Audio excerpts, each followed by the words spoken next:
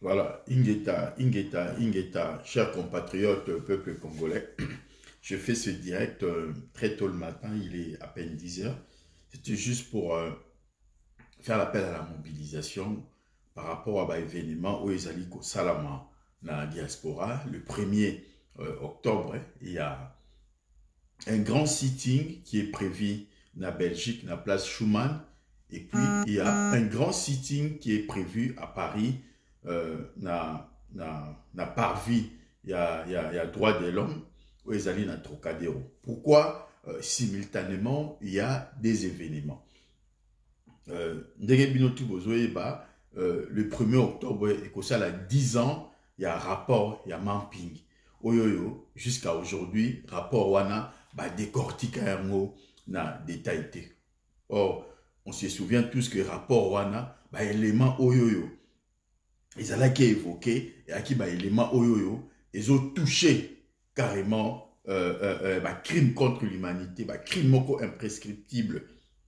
Il y a un mot pour commémorer aujourd'hui, on appelle pour ça appel, il y a ce que où ils allaient Cour pénale internationale, où ils allaient Nations Unies, où ils allaient Union européenne, base de responsabilité.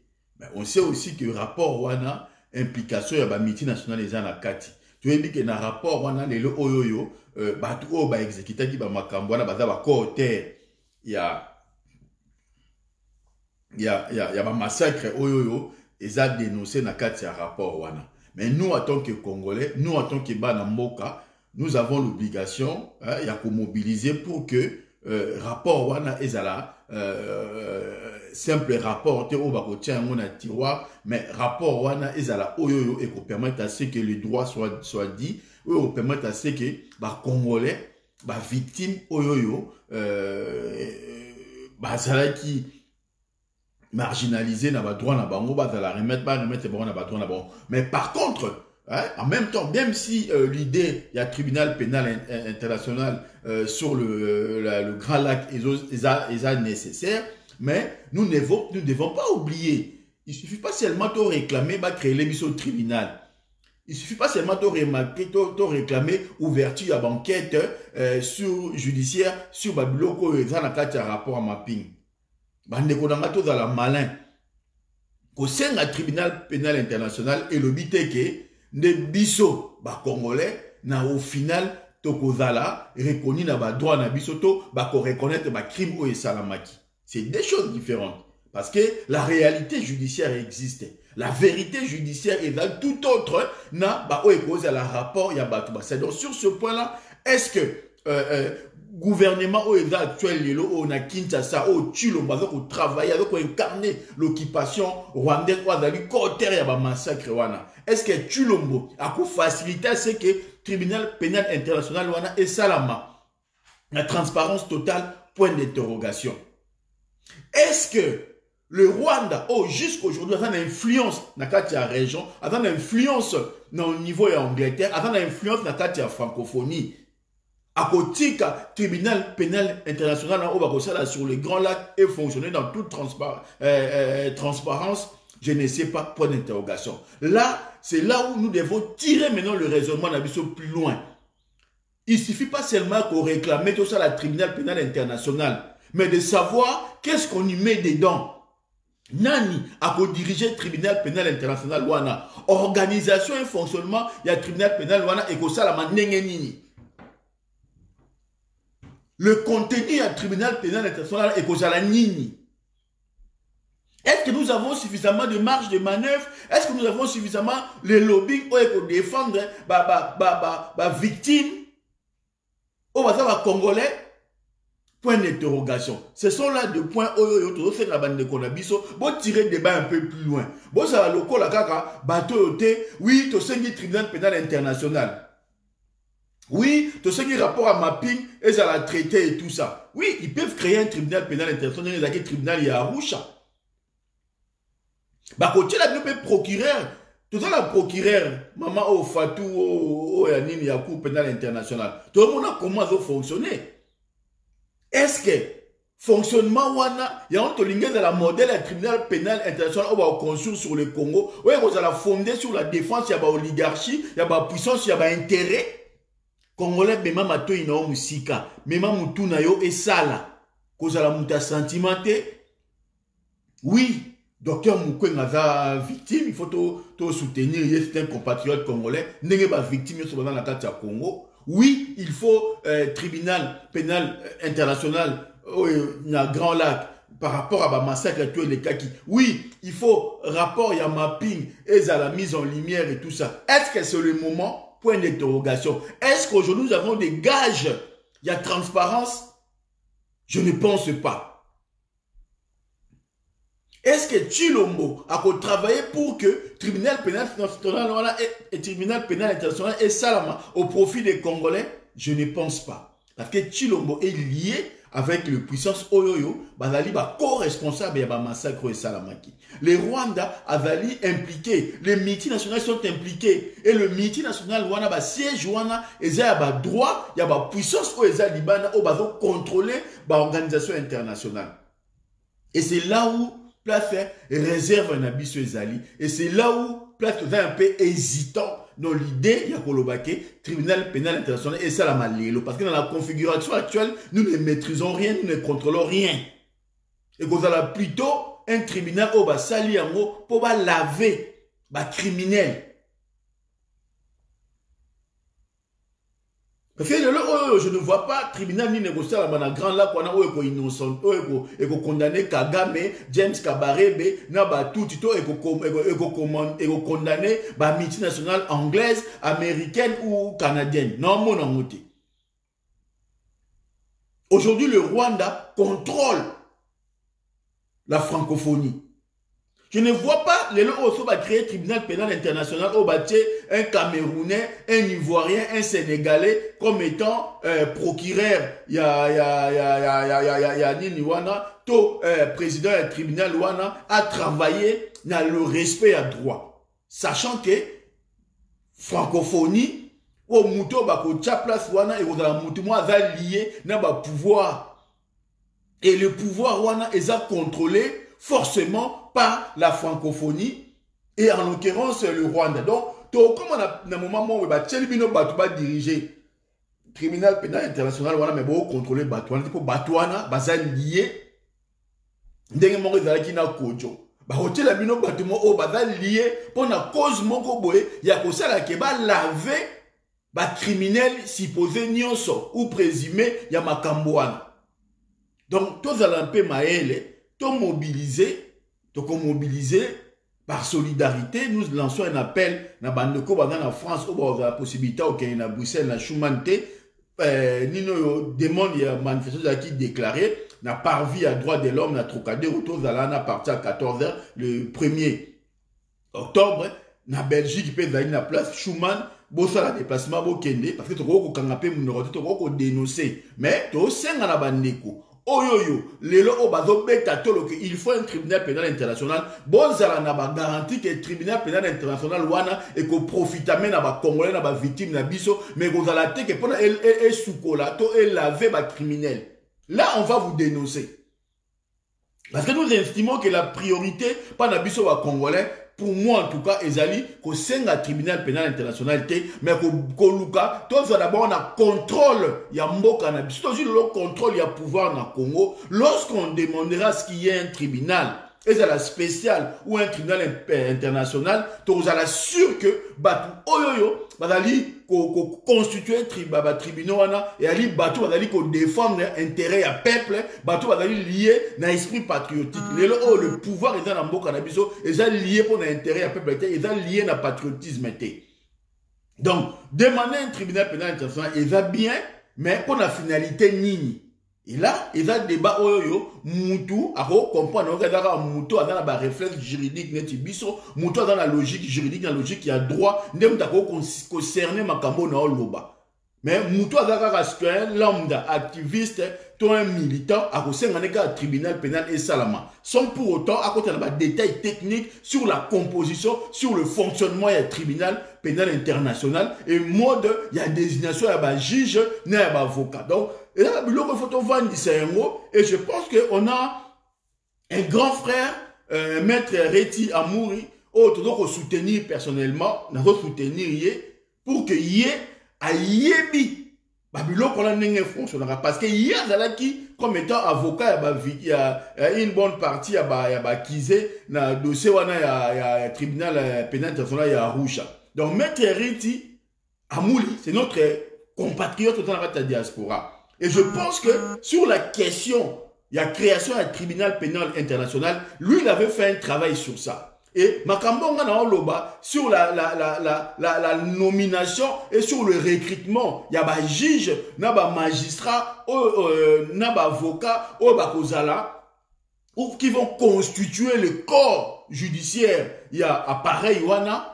Il faut que la bâtiment sur na bango. Mais moi j'ai confiance dans le sens il y a patriotisme. Il y a maître Reti Amouli.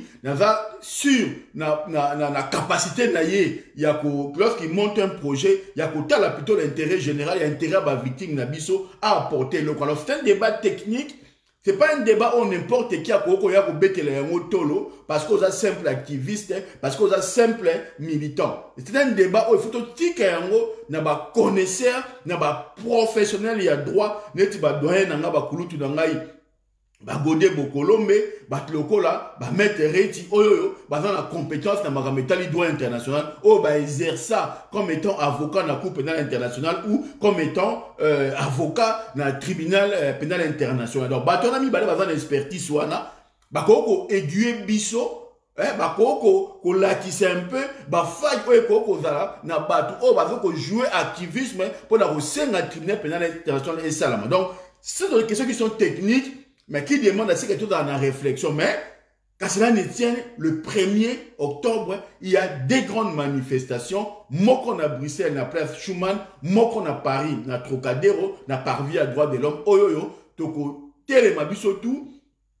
Parce que ce jour-là, on va parler de 10 ans et rapport à mapping, au résultat, la moto monate, pour essayer encore d'interpeller la communauté occidentale, agir pour que le droit soit dit. Mais maintenant, pour que le droit soit dit, il faudrait que Bissoba activiste, Bissoba militant, soit vigilant quant à la composition et la organisation. Il y a un tribunal wana, ou salama, soit à la tribunal spécial ou tribunal pénal international. Voilà un peu le premier aspect. Il y a exposé dans Bisso, Yangwana. Mais maintenant, sur le deuxième exposé, qui est plutôt à caractère politique, j'avais voulu faire un peu l'accent sur la situation dans le niveau de la diaspora qui me prendra forcément 2 ou 3 minutes parce que c'est un peu ras-le-bol. Oh, lelo, oh, ngai, nae ko sala yango na ba anamongo. C'est un peu le ras-le-bol. Oh, ngai nae ko sala na ba auto benga bangala. Nae ko sala un peu ras-le-bol na auto ko benga ba mongo.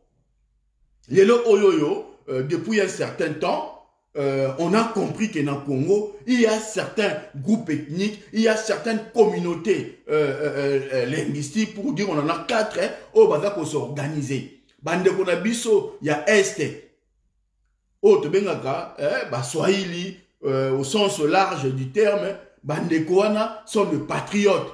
Depuis un certain moment, ils ont la Bembe, ils ont la Mouchi, ils ont la Lufuo, ils ont la Bandekotu, se mobilisent pour défendre ma belé na bango. Babina galisusu te. Oh, non, na yoka te fait ba Swahili. Baya babina, ba seka, non. Ba Swahili s'organise pour na comment ba défendre ma belé ya mboka na bango. Comment ba défendre bokoko na bango. Comment ba défendre existence na bango na kati ya Congo. Là, je parle de Swahili au sens large du terme.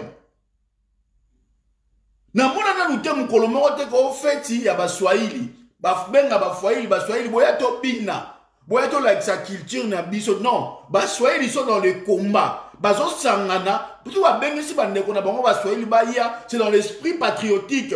Comment s'organiser pour que to luka, to benga na ennemi, to déstabiliser ba institution.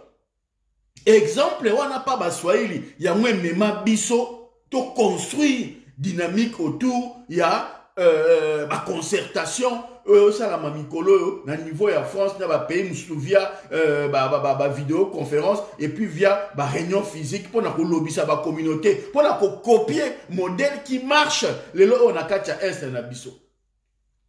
Les balouba aussi s'organisent depuis un certain moment pour que va conquérir le pouvoir pour nous défendre les causes na bango. On peut aussi saluer la démarche Yako Sangana. Démarche Yako Sbenga Baluba te pour Yako Sala feti. Non, na mona te na diaspora ba sali feti ba benza Baluba ba Yako bina pour ba Yako sepela. Non, lorsqu'il y a des réunions, lorsqu'il y a l'appel à la mobilisation, l'appel à Senga. Baluba ba sangana, batala ndenge nini ba ko protéger mabele na bango, ndenge nini ba ko bunda pour ba défendre ba cause na bango. Et on a mobilisé particulièrement les Bangala, s'il faut aller dans la configuration linguistique, il y a 4 langues nationales, na ba Congo. Parce que Bangala na ba Congo ne ba tkala ki sima. Bangala na ba Congo ne ba zaki le quoi ba revers. Et depuis un certain temps, tout le monde ba Congo, bazui détermination, ils ont pris les choses en main. Au-delà même que bazalaki na moi retard, mais on n'a jamais fait ba Congo ba bengi sa batu, ba ya ko bina, to ba ya ko défendre qui tire ya ba Congo non. Les ba Congo étaient toujours dans une démarche revendicative. Même si elle a qui de manière dispersée, elle a qui fédérée, mais maintenant, ils travaillent dans une démarche à fédération. Et nous saluons la démarche et la prise de conscience. Il y a ba Congo et il y a ba Aden na bango. Mais maintenant, nous on a pris l'initiative aussi par rapport à la communauté qui s'organiser pour parler de la politique, pour défendre ma belle. Avant naza la Congolais, naza Mungala. Avant la Congolais, naza Anamongo. Parce que la Congolité est liée à un groupe ethnique on a appartenir à nous. La Congolité est alliée Congolais d'origine. Ce n'est pas une Congolité. Donc, origine, la Congolais. Parce que dans la constitution, pour monter à la Congolais, il faut appartenir à un groupe ethnique oyoyo ezali ko composé Congo. Même si la question est un groupe ethnique ezali question ok, donc la terme ya ethnique, donc groupe tribaux. Parce que la composition, la définition, il y a ethnie et il y a une composition, il y a ma tribu, ma clan. Or, la composition linguistique, elle n'a pas forcément au Ezali, au Ekotaki na Congo, en 1885. Aujourd'hui, on a certains groupes linguistiques au Ekoti na Congo, après 1885, au Pelé, au Bavandi, ba composé, et dans la communauté chinoise qui compose un groupe linguistique, et dans la communauté ouest-africaine qui compose un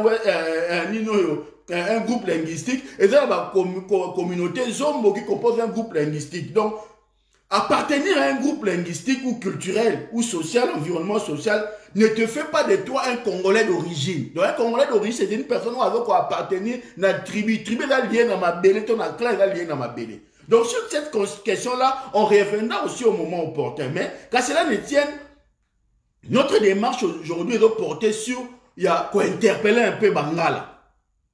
Les lots to bandi bitumba oyoyo to fana na diaspora na on a moné sika Adi Londolé azo défendre le peuple congolais. Na nous peut mona pour Adi Londolé c'est un ami que j'admire beaucoup. Oh avant humainement c'est quelqu'un qui est très bien. Mais c'est un fêtard. Makambo Etali ko défendre le Congo. L'essence y a patriotisme avant na monté. Adi Londolé c'est un fêtard, c'est un compatriote, c'est un frère. Moutamtazana et l'okonae ou ava ou ayebi ko sala fait ayebi ko ayebi ambiance ayebi tout ce qui ayebi en wana tout sauf qu'on défend des patries. Et on voit dans ma posture politique dans ma positionnement politique et ça sera toujours lié na batu o bazali ko travailler pour l'intérêt à déstabiliser mboka pour l'intérêt égoïste bato baza ba patriote tene bato ya kangama na bango Et ça, choix au Japon. Moi, on reconnaît en lui la qualité. On est à la feta, il y a la montée ambiance, il y a la metteur, il y a scène événementielle et tout ça. Là, on lui reconnaît. Mais seulement au moment où les Bakongo sont réveillés, sont dans une démarche patriotique, il y a défendre les Moka, les Balouba sont réveillés, sont dans une démarche patriotique, il y a défendre les Moka, les Baswahili ils sont réveillés depuis et sont dans une démarche à défendre Moka, dans une démarche patriotique. Adi Londoloé, n'a pas ancien combattant, bah, il y a une démarche où ils allaient que, bah, organiser le 17 octobre à Paris, fête Yabangala, fête Yabamongo. Donc, logique où ils allaient à limiter Mungala, Mongo, Nakobina, Nakosala fête, au moment où les gens sont en train de réfléchir. Si ko yo Mungala, yo siko Mongo, et si ka yo vandi, na ma belé à bakoko na yo, parce que nous aujourd'hui, il faut trouver la réalité, la communauté Anamongo, les Bangala, ils représentent 13, pardon, excusez-moi, je suis un peu enrhumé, voilà, qu'on représentait 13 provinces sur 26. Aujourd'hui, le Congo a 26 provinces. Sur les 26 provinces dont dispose le Congo, 13 provinces sont composées de la communauté Anamongo, les Bangala. Donc 50% à Mabélé à Congo est composé de Bisso. Mais maintenant, aujourd'hui, au Bisso, nous avons une part de responsabilité, mais toute la communauté est irresponsable. On est incapable de nous mettre autour d'une table pour réfléchir sur de grandes causes. Et on voit un compatriote, un frère comme Adi, oh yé Moussalani Azui, au moment où la communauté tout bazo sangana, au moment où nous organisons action pour que le Bangala se réveille, comprendre qu'ils ont une part de responsabilité pour la bengana ennemi, Adi ya Zumbongo pa ya Chilombo, pour abengisa Bangala ba ya kobina. Ça veut dire bino Bangala na poto, Moussa na bino le 17 octobre, boye bobini. Pour la ça batu culture nini. Yako bina, yako lakisa sima, yako mela, yako langwa masanga, yako sala ba fête, et pourtant ba moka na bino, c'est au Kenya ba territoire où est dans l'échec dans le Congo, ce sont les territoires qui sont majoritairement composés par les Bangala et les Anamon. Donc ne konanga yo sikoyo okobima le 17 octobre parce que Adi Londola ça a fait ça ya coronavirus on est pour matabino parce que comment bino batu ko mitu na ko sala te comment yo muto va na mire na yo o partager publication ya Bangala fête ya Bangala est-ce que yo pena na kimungala na ondengo za pena fier ya okene obina otali ndenge nini parti ya Bangala na Congo nengeza tu peux être fier de toi. Yo mungala pena yo mongo nengo vandi na ndenge parti na yo kubana na Maindombe et Grand Équateur grande province orientale okeiti na Maniema na Sankuru ozana eloko yoko loba otali ndenge ba mboka oya ba Swahili pourquoi le ba Kivu na ba Katanga zo ke liboso parce que les gens ils sont patriotes. Parce que le pouvoir y a occupation a ébi que batouana ba bundela ka mabena bango baza ba patriote. Ce que moni na ba côté na biso et ça la kaka zamba salité. Malgré ba Congo central na bazaki pas trop actif mais na esprit na ade na ba ya ba bena Congo batu ba ébi que baza ba patriote. Pourquoi biso côté na biso bangala aucun na Maindombe eloko ezate. Bana ba vanda na se et pourtant ba bois oh pena ezalaka na forêt équatoriale na tout wana ezokenda na Chine kuna bana bavandaka na se bandako ezate oye na Grand Équateur ndenge moko oke na partie ya province orientale ndenge moko oke na kota Kasai na Sankuru ndenge moko qu'est-ce qu'on a qu'aujourd'hui biso bangala tokoko koloba ke toza nango ya fierté et on voit Adi Londola avec un couple d'anciens combattants. Donc, il va réunir Bangala, pas pour que le Bangala va réfléchir. Donc, ils sont dans une démarche, il y a dynamique na biso. Ça veut dire, Pichu Shomongo, Sema Nzembo, il y a beaucoup la Jean-Marie Mboyo, beaucoup sangisa Bangala te, to edi menama to sangisa Bangala te, Kourchef Nafri d'ici to sangisa Bangala te, pour te réfléchir, tout à la nani to créer plutôt esprit patriotique pour te tirer mboka na biso vers le haut. Mais bango ba na dynamique ya bino Bangala, musala mino kene ko bina. Mbongo uti na Kinshasa, mbongo uti pa Argentine ngobila ba pesi bango mbongo allez bozwa espace ya noisy les saki boye allez bozwa moi 2000 bolambela batu baya ba kene ko bina il y a rien à voir ça dit bino bangala makamba politique ezate bino bangala bokolo bela makamba Congo te bino identité na bino za ko bina identité na bino zali feti siko yo siko zali vanda sosola soki yo partage ki nino spot on a publicité ou flyer électronique au adilondola salaki pour que yo ke na feta bangala le 17 longola yango na mir na yo zala mutu ça est la mutu na yo bela coronavirus parce que toi qui tomataki na transport okenaki musala c'est pour la bonne cause bien akoyamba corps na yo bela coronavirus parce que yo okendaki manifestation pour nous défendre ma belé na yo mais yo au bela coronavirus pour que nagi feti o que nagi bina o que c'est la prostitution parce que connaissant le monde il y a fonctionnement ya batouana o ba ça la fête wana c'est des gens au ba il y aura que des anciennes prostituées il y a que des prostituées à niveau diaspora au ba la kuna pour faire de la prostitution il y aura rien de valorisant il y aura rien de l'intelligence il y aura rien de patriotisme ouais comme mana cadre wana boké comme la masanga bolangwa boké ko bima ko faire des connaissances pour avoir des prostituées autour de vous pour faire de la prostitution ndeko na ngai na moment to sana ngolelo to ali na moment oté nous patriotes to que ne ko perdre de temps na biso ya okenaka na ba fête o ezali ezangi mutuna makolo ezangi na sens patriotique. Parce qu'on voit, bah, organisateur, il y a événement, oh, Moussou, au pire petit à Ada Bombole. Mais Ada Bombole était avec Chilombo la semaine dernière. Oh, Moussou, au pire petit à Moutou, il y a Chilombo. Les oiseaux de même primat. Ce sont des gens qui sont liés avec le pouvoir. Donc, bateau autour, oh, on a photo, na vidéo, le 17 octobre, ce sont des gens qui travaillent pour le pouvoir. Oh, ils allaient déstabiliser le cannabiso. Moutou azali patriote, Moutou alingi mboka na ye, Moutou alingi ko défendre mboka na ye, mabele na ye, akoko tchama kolote le 17 octobre, na fête ba phénomène ngoto ki fête ba ngala, to ki fête ba mongo. Ezali ko humilier communauté wana oyo qui peuvent proposer autre chose que ba limiter na ba délire ya ko binaka ya ba fête. Et je pense que ndeko nanga esika tozali message o eleki. Le message de l'Agna passé la bino Yangoana. Le 3 octobre, il y aura une grande réunion.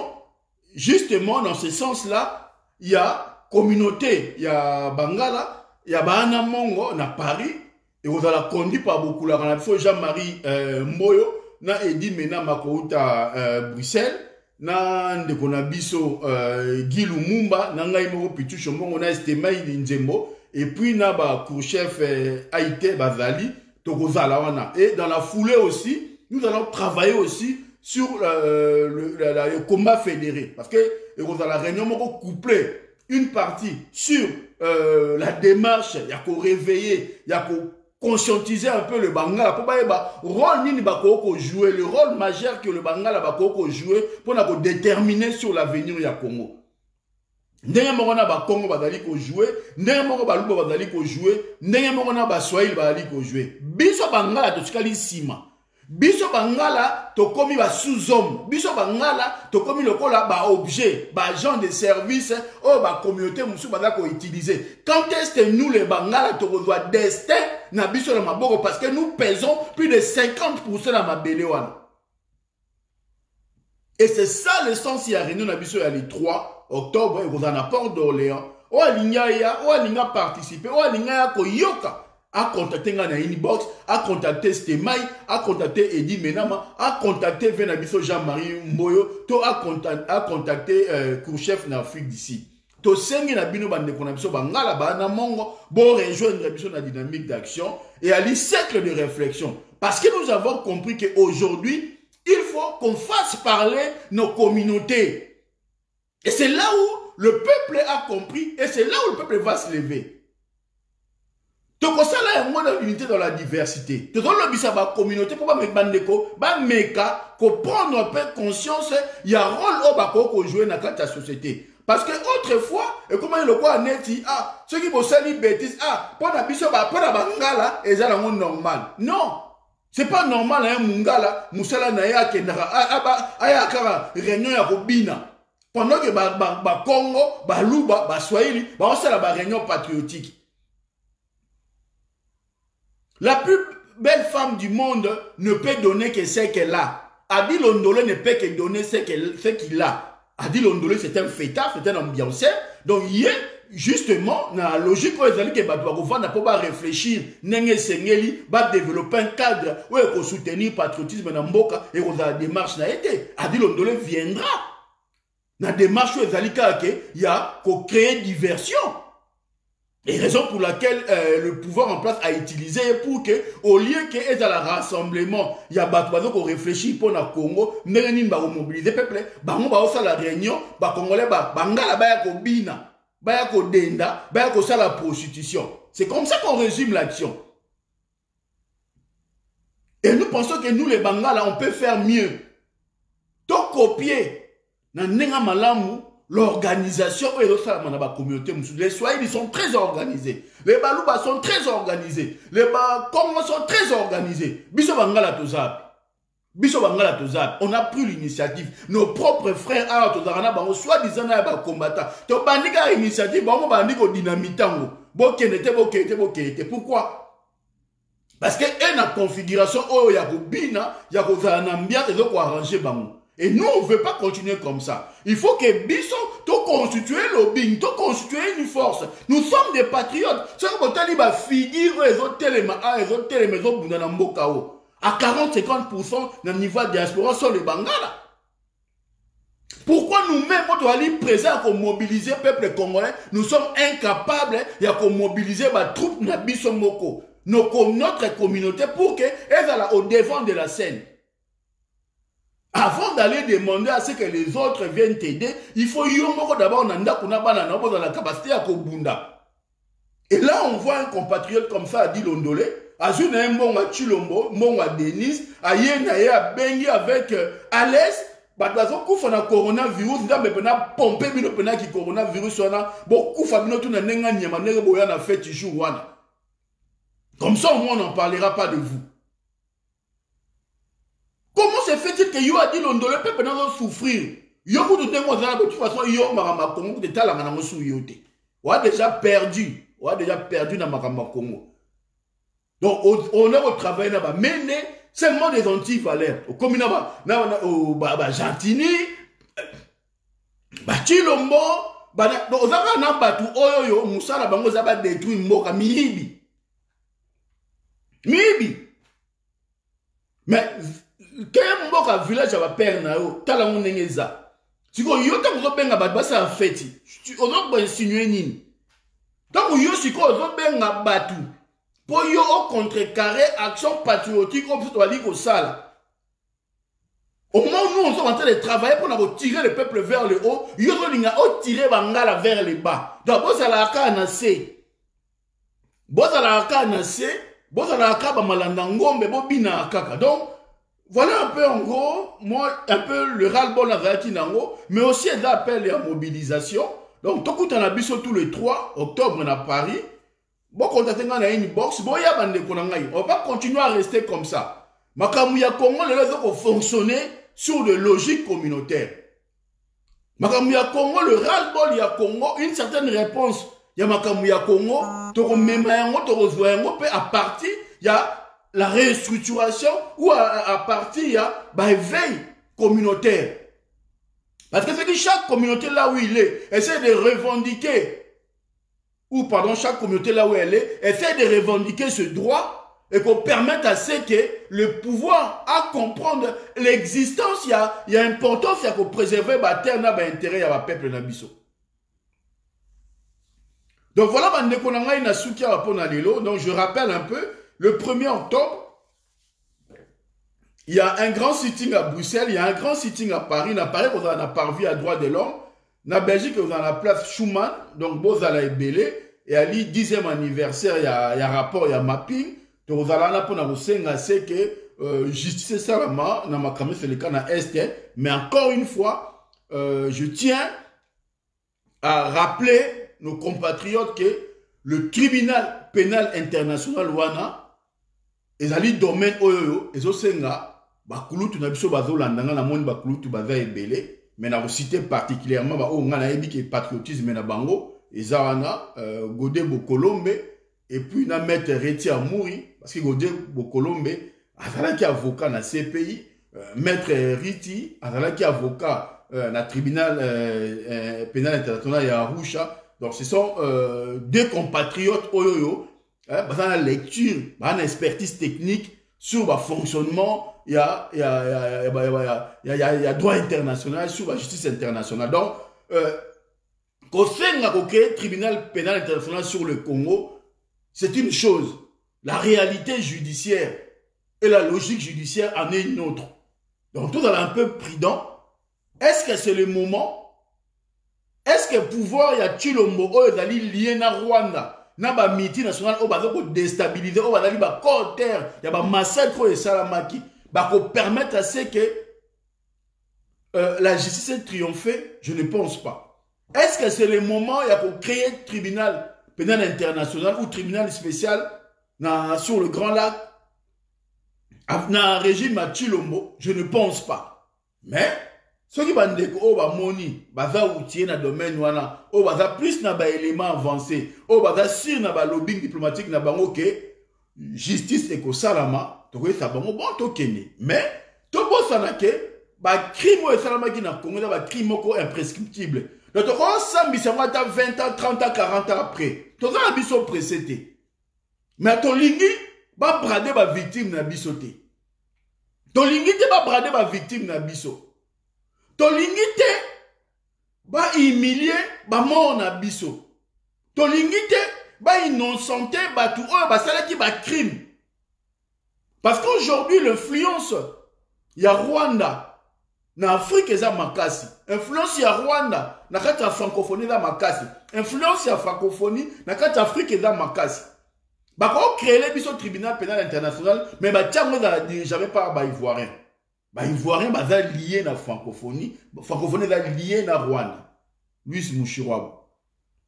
Bakoko tchaba Gabonais nengemoko, bakoko tchaba Camerounais nengemoko, bakoko tchaba Sénégalais nengemoko, bakoko tchaba Guinéen nengemoko. Donc, tu contrôles l'appareil judiciaire. Bakoko tchaba Sud-Africain, basa lié à Angleterre.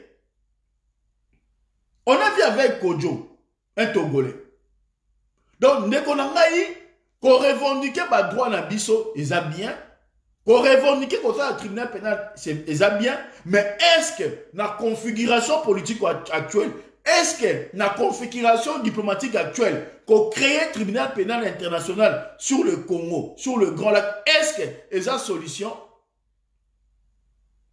Point d'interrogation, na pesi responsabilité, na mutu moko moko sikazali, à tirer conclusion. Et je pense, et cette question, on a répété encore une fois, vient à ngai bokulaka Godé Bokolombe, na mettre reti, besoin, tant, y'a qu'on nourrir intelligence wana, y'a qu'on expliquer à Congolais que le débat sur la création d'un tribunal pénal international, ils ont concerné Batunion sauté. Toboyi, c'est que na bande qu'on a biso. Oh, ba koufi ba mort na biso, et le kaka n'engona toboyi. Toboyi pe ba gourou na biso, ba innocenté bango. Toboyi, on préfère. Le quoi ça ba crime moko imprescriptible. Tous la moment où tu as la capacité à contrôler ba instance judiciaire wana, voire par un tribunal spécial. Tu as la nengeni biso, donc luka, tu récupérer ba droit na biso et que ba ndeko na biso oh ba koufi ba ke ne pas maté. C'est ça ma lecture et c'est ça ma position. La logique on a dans yango ya et moi ba recueil juridique na dans yango ya droit et consort. En tout cas, on n'a pas assez de marge de manœuvre politique ou diplomatique pour que tu pèses sur un tribunal spécial ou sur un tribunal pénal international. Mais, tout ce qui la porte dans la ouverte, tout ce qui débat dans la ouverte, dans le mouton à intervenir, mais, ce sont les débats techniques où ils ont relevé la compétence, il y a activistes, il y a militants. Yoki ozali militant oza activiste eza ba question oyo toko bunda yango avec des gens qui ont une expertise juridique, qui ont une compétence judiciaire pour que éclairer un peu sur le caractère technique.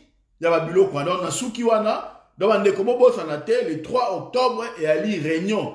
Il y a Anamongo, il y a Lisanga Bangala, boya to réfléchir ensemble, tout à la nengeni biso Bangala, nengeni to koko jouer rôle patriotique la biso na kati ya Congo pour na ko aider Congo qui est liboso pour na ko bundisa ennemi. Et je pense que le 17 octobre, yo mungala ya solo ro kene ko binate. Yo mungala, yo Anamongo, bako ko simplifier te na ambiance na fêtard te. C'est humiliant de voir que les Balouba s'organisent pour l'intérêt en Mboka, les Swahili s'organisent pour l'intérêt en Mboka, les Bakongo s'organisent pour l'intérêt en Mboka, yo mungala bazo organiser pour kene ko bina. Et qui l'organise Adil Ondolé?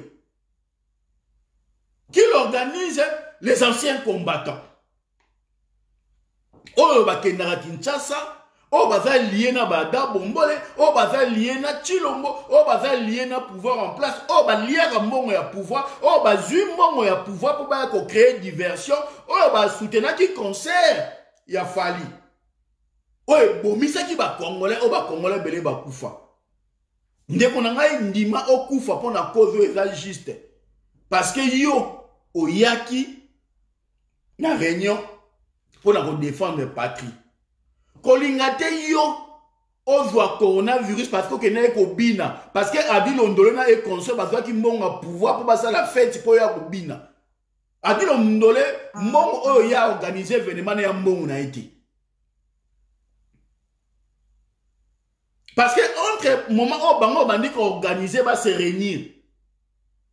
Bazwa mbongo ya salle, bazwa mbongo outi na Kinshasa. Parce que aujourd'hui nous sommes dans une démarche où que le pouvoir de Kinshasa est en train de dédoubler toutes les actions patriotiques pour la lisango na C.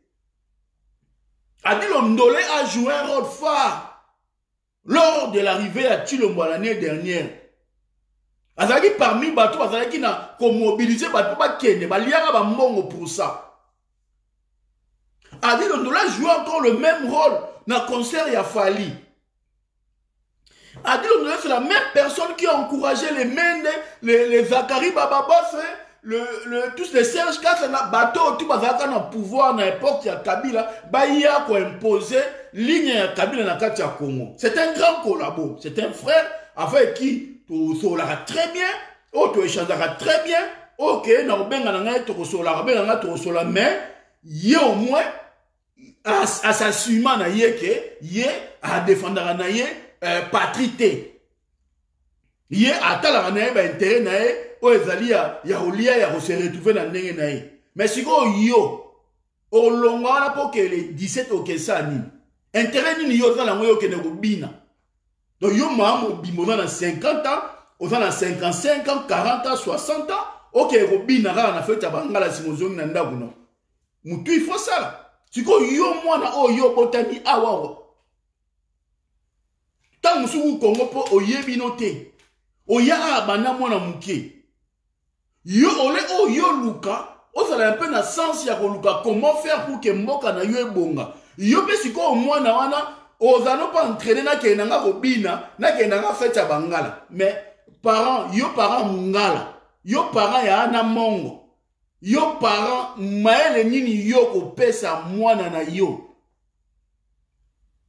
makanisni ya malamu yo ko pesa mwana na yo donc yo pendant que les autres travaillent pendant que les autres s'organisent pour aider le Congo, yo on organiser ba non ba kene ko soma ba ba kene ko bina mais nzamba a maudire bino jour wana nzamba maudire bino parce que boza na tina ya kozala na société OT boza na tina kozala na mokilité.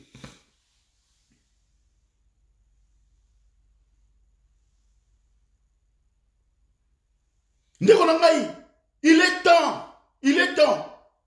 Je rappelle encore une fois, les Bangala, les Anamongo, ils sont représentés dans 13 provinces sur le 26 où ils ont compté Congo.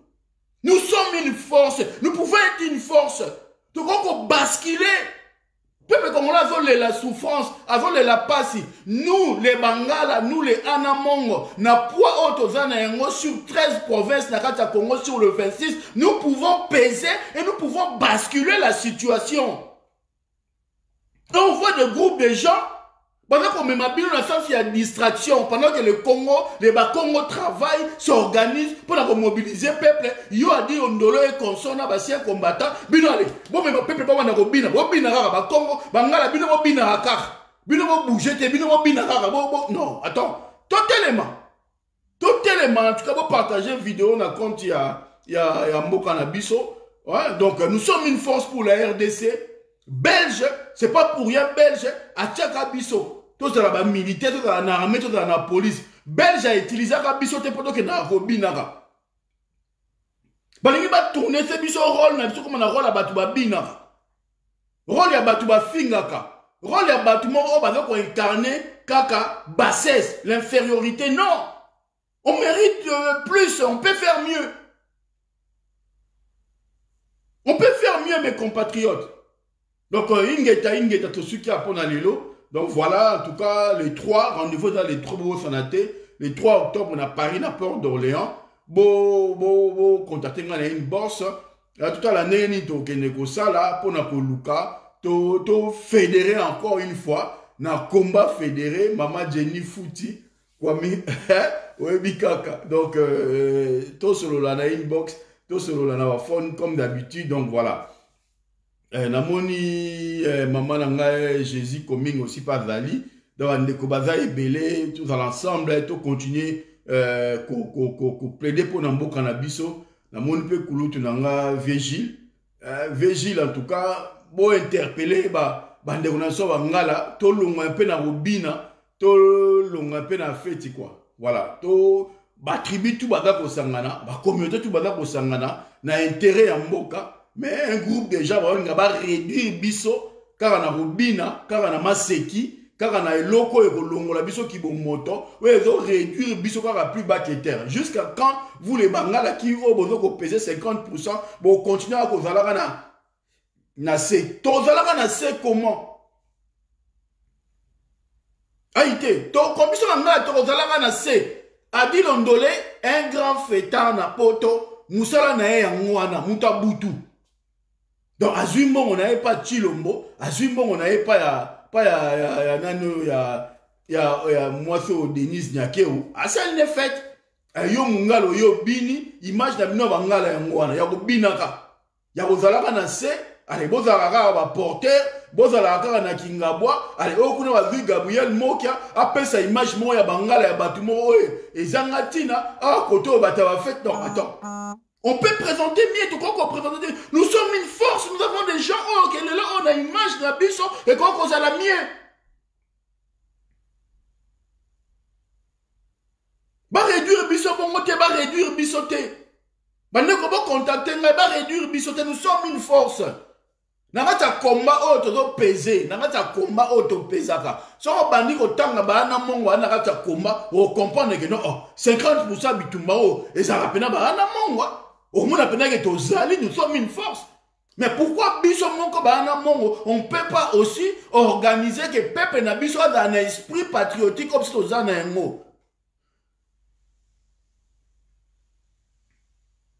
Et là on est ressemble à biso 50% ma belé à Congo sur le 26 provinces 13 provinces biso. Toi pesé rien zéro. Toi na C. Ma communauté tout balou ba Congo ba Swahili ba s'organiser pour battre les missa. Il y a besoin de vendre à total la cabo.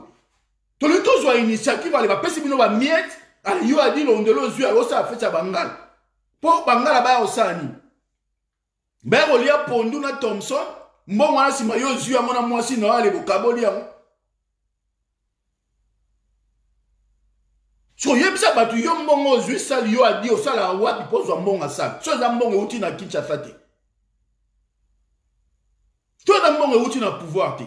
Si ko yo longo na ndaku na yo o atakaka pouvoir o eta na kin tango zo afeta les 17 o lia mbonga pouvoir o lia mbonga makila. Bon lia mbonga pouvoir. Donc to continuer ko belela na osala encore directement ko dimanche pour la kotelemela likambo yango pour la kosenga na bande ko na biso bo comprendre que il est temps c'est que biso bangala tous ont responsabilité na biso et dans le niveau diaspora et dans la kati ya mboka wana nzamba taki biso na mabele ya Congo nzamba pesa ki biso makasi ya kotelema pe ya ko défendre mabele na biso nzamba pesa ki biso makasi apesa biso na mokite poto binaka poto zaka na sima ya bato. Alors tout jouer rôle na biso na ndenge sengeli tout jouer yango bien parce qu'on sait faire ça.